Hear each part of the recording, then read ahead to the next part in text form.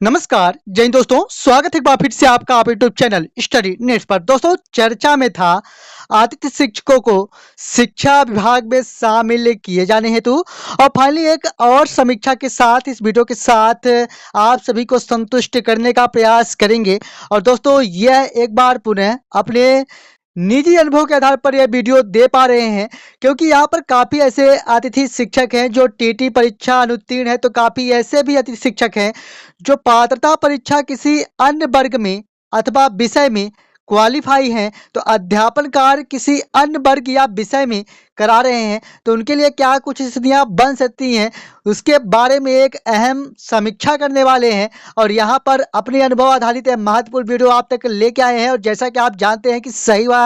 Authentic updates ही आप तक देने का प्रयास किया जाता है, इसलिए लगातार आप बने रहे हमारे साथ। पहली बार चैनल विजिट किए हैं, चैनल को सब्सक्राइब जरूर करें, क्योंकि यहाँ पर काफ़ी मेहनत व कड़ी समीक्षा के साथ ही आप तक वीडियोस लाई जाती है। और निश्चित तौर पर कह सकते हैं कि इस वीडियो के साथ आप संतुष्ट होने जा रहे हैं, लेकिन एक बार पुनः कहेंगे कि यह वीडियो संभावनाओं पर आधारित है और हम अपना निजी अनुभव आपके साथ साझा कर रहे हैं, क्योंकि यहाँ पर काफ़ी ऐसे अतिथि शिक्षक हैं जो टीटी परीक्षा अनुत्तीर्ण है, तो वहीं दूसरी तरफ काफ़ी ऐसे भी अतिथि शिक्षक हैं जो अध्यापन कार्य सामाजिक विज्ञान से करा रहे हैं, तो यहाँ पर क्वालिफाई हिंदी सब्जेक्ट से हैं, या अध्यापन कार्य वर्ग 2 में करा रहे हैं या क्वालिफाई वर्ग 1 में या 3 में है, तो उनके लिए क्या कुछ स्थितियाँ बन सकती हैं, इसके बारे में यह महत्वपूर्ण वीडियो आप तक लेके आए हैं। इसलिए लगातार आप बने रहिए हमारे साथ। दोस्तों, जैसा कि आप जानते हैं कि नई शिक्षा नीति लागू की जा चुकी है मध्य प्रदेश में, और नई शिक्षा नीति यही कहती है कि आरटी के अनुसार ही शिक्षक होने चाहिए, यानी यहाँ पर योग्य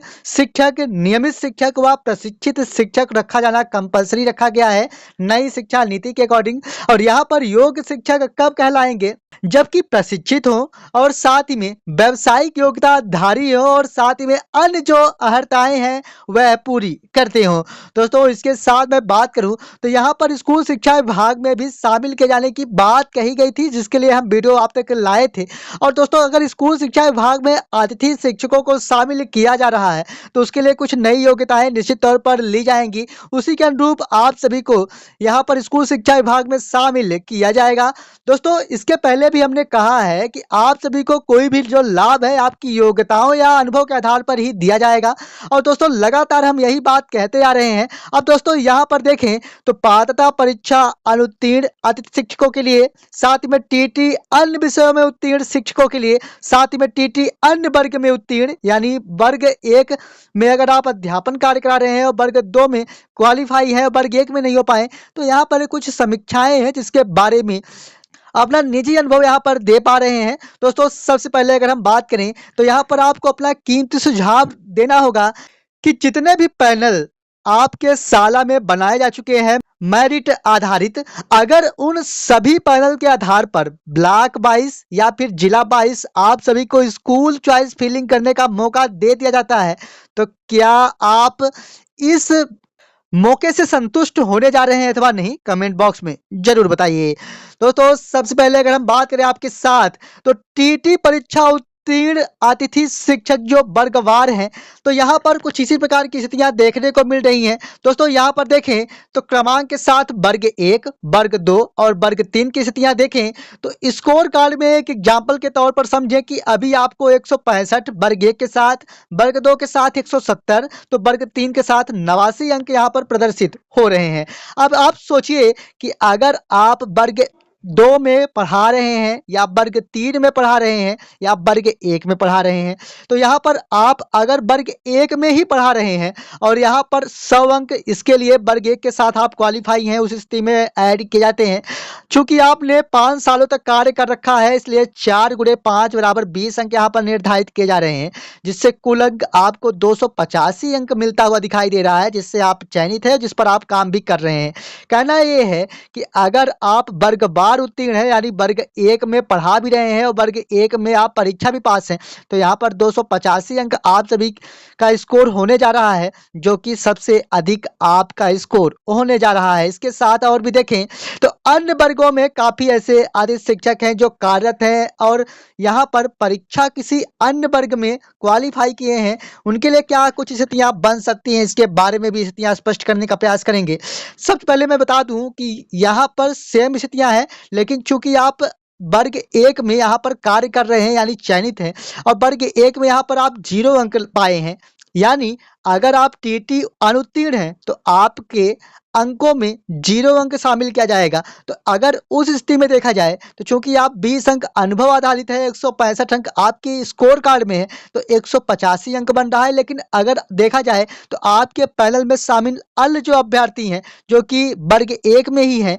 और यहाँ पर दूसरे अभ्यर्थी की बात की जा रही है, स्कोर कार्ड में उनके द्वारा 165 अंक ही प्राप्त किया गया है, लेकिन वे टीटी परीक्षा उत्तीर्ण है, इसलिए यहाँ पर 100 अंक इन्हें और भी दिया जा रहा है। और अनुभव इनके पास एक भी नहीं है, क्योंकि यहाँ पर इनके द्वारा अनुभव या स्कूल में शाला में कार्य नहीं किया गया है। चूंकि आपके द्वारा कार्य किया गया तो आपको 20 अंक दिया गया, लेकिन इनके द्वारा कोई भी कार्य नहीं किया गया, तो यहाँ पर 265 अंक इनका हो रहा है, जिससे यहाँ पर आपसे अधिक अंक यहाँ पर प्रदर्शित हो रहे हैं। कहना यह है कि टीटी परीक्षा उत्तीर्ण के आधार पर अगर देखा जाए तो अंक में बढ़ोतरी की संभावनाएं दिखाई दे रही हैं। काफी लोगों के कमेंट देखने को मिले कि काफी ऐसे अतिथि शिक्षक हैं जो वर्गवार विषयवार अन्य वर्गों में या विषय में अध्यापन कार्य करा रहे हैं और क्वालिफाई किसी अन्य वर्ग या विषय में है, तो उनके लिए क्या कुछ स्थितियां बन सकती हैं, उसके बारे में थोड़ा सा एक छोटी सी स्लाइडों के साथ संतुष्ट करने का प्रयास करेंगे, जो कि यह हमारा एक निजी अनुभव है और इसी के आधार पर यह महत्वपूर्ण वीडियो आप तक मेहनत पर लेके आए हैं। दोस्तों यहाँ पर देखें तो अब सेकेंड मेरिट वालों का फर्स्ट मेरिट बन रहा है, क्योंकि इन्होंने 265 अंक अब अर्जित किया है। इसी के साथ थोड़ा सा और स्पष्ट करने का प्रयास करते हैं तो टीटी विषयवार उत्तीर्ण अभ्यर्थियों के लिए देखा जाए तो यहाँ पर चूंकि चयनित यानी वर्ग 2 के साथ ये कार्य कर रहे हैं और यहाँ पर विषयवार की बात कही जा रही है यानी सामाजिक विज्ञान के साथ। अब देखें तो अगर ये सामाजिक विज्ञान में चयनित भी हैं, सामाजिक विज्ञान में इनके द्वारा 95 अंक भी अर्जित किया गया है, तो 285 यहाँ पर स्कोर बन रहा है, यानी अगर ये वर्गवार व विषयवार उत्तीर्ण भी हैं तो इनमें अच्छी स्थितियां देखने को मिल रही हैं। लेकिन अब थोड़ा सा स्थितियां स्पष्ट करने का प्रयास करते हैं तो यहाँ पर देखें तो आप चयनित वर्ग एक में हैं लेकिन क्वालिफाई वर्ग एक में नहीं हो पाए हैं, तो यहाँ पर जो अन्य अभ्यर्थी हैं इनके और से अधिक अंक यहाँ पर देखने को मिल रहे हैं। कहना यह है कि यहाँ पर टीटी अंक इनका 100 अंक जुड़ रहा है, आपका मात्र अनुभव जुड़ रहा है, ना कि टीटी अंक जुड़ रहा है। इसी के साथ और भी स्थितियां स्पष्ट करने का प्रयास करेंगे विषयवार व वर्गवार। तो यहाँ पर अगर विषयवार व वर्गवार यानी आप जिस सब्जेक्ट में पढ़ा रहे हैं उसी सब्जेक्ट में क्वालिफाई भी हैं, उसी सब्जेक्ट में या उसी वर्ग में यानी वर्ग 2 में अगर आप पढ़ा रहे हैं तो वर्ग 2 में क्वालिफाई भी हैं, तो उसके लिए क्या कुछ स्थितियां बन सकती हैं। क्योंकि आप सामाजिक विज्ञान में कार्य कर रहे हैं और सामाजिक विज्ञान वर्ग 2 के साथ चयनित भी हैं, वर्ग 2 के साथ यहाँ पर स्कोर कार्ड में 170 अंक आपने अर्जित किया है, टीटी परीक्षा में भी 95 अंक अर्जित किया है, अनुभव में भी 20 अंक अर्जित किया है, तो उस स्थिति में 285 अंक। यानी कहना ये है कि जो अतिथि शिक्षक विषयवार व वर्गवार उत्तीर्ण हैं उन्हें ज़्यादा लाभ मिलता हुआ दिखाई दे रहा है। सभी अंक यहाँ पर प्रदर्शित किए जाएंगे, सभी अंक ऐड किए जाएंगे, इस प्रकार की संभावनाएं अगर बनती है उस स्थिति में। लेकिन यहाँ पर देखा जाए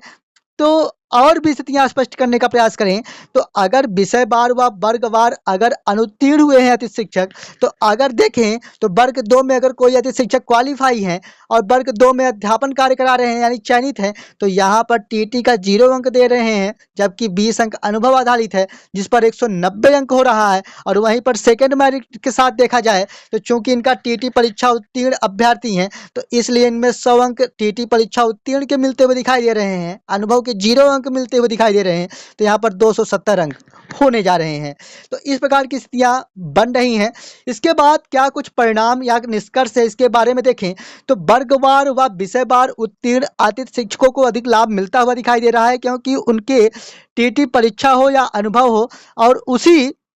वर्गवार व विषयवार में उत्तीर्ण होने से उन सभी का नंबर ऐड उनके वर्गवार व विषयवार हो जाएगा। लेकिन अगर आप सोचिए कि हिंदी सब्जेक्ट से अध्यापन कार्य करा रहे हैं, सामाजिक विज्ञान में उत्तीर्ण है, तो नंबर जो आपके टीटी के जुड़ेंगे वह हिंदी में नहीं बल्कि सामाजिक विज्ञान में जुड़ने जा रहे हैं, जिससे सामाजिक विज्ञान का यहाँ पर स्कोर अधिक होगा जबकि हिंदी का स्कोर कम होता हुआ दिखाई दे रहा है। तो कहना यह है कि यहाँ पर विषयवार व वर्गवार अभ्यर्थियों के टीटी परीक्षा उत्तीर्ण की जानकारी फीड कराई गई और यहाँ पर जो अतिथि शिक्षक जिस वर्ग में या जिस सब्जेक्ट में उत्तीर्ण है उसी में यहाँ पर नंबर ऐड किए जाएंगे। इस प्रकार की संभावनाएं बन सकती हैं। हालांकि यहाँ पर पहला जो आदेश जारी किया गया था उस पर साफ उल्लेखित किया गया था कि आप कहीं से भी उत्तीर्ण हो, लेकिन सबसे हाईएस्ट वर्ग में जो भी आप चयनित हुए हैं, उत्तीर्ण हुए हैं, उसी का नंबर ऐड किया जाना था। लेकिन एक और आदेश जारी किए जाते हैं जिस पर विषयवार व वर्गवार यहाँ पर सभी अभ्यर्थियों के टीटी परीक्षा उत्तीर्ण की जानकारी फीड करा ली जाती है। तो क्या कुछ स्थितियां बनती है, आप भी अपना कमेंट बॉक्स में कीमती सुझाव जरूर दें। लेकिन कुछ यही स्थितियां हो सकती है जो हम अपने अनुभव के आधार पर आप तक के महत्वपूर्ण वीडियो आप तक लेके आए हैं। और चूंकि आप सभी के लगातार कमेंट्स भी देखने को मिले कि इस बिंदुओं पर क्या कुछ स्थितियां बन सकती हैं, तो इसके बारे में हम आपको स्पष्ट करने का प्रयास किए हैं। पूरे यकीन के साथ कह सकते हैं कि आप इस वीडियो के साथ संतुष्ट हुए होंगे। लेकिन फिर भी अगर आपको कोई कीमती सुझाव है तो कमेंट बॉक्स में जरूर दें। मिलेंगे एक और नई वीडियो के साथ, तब तक के लिए धन्यवाद।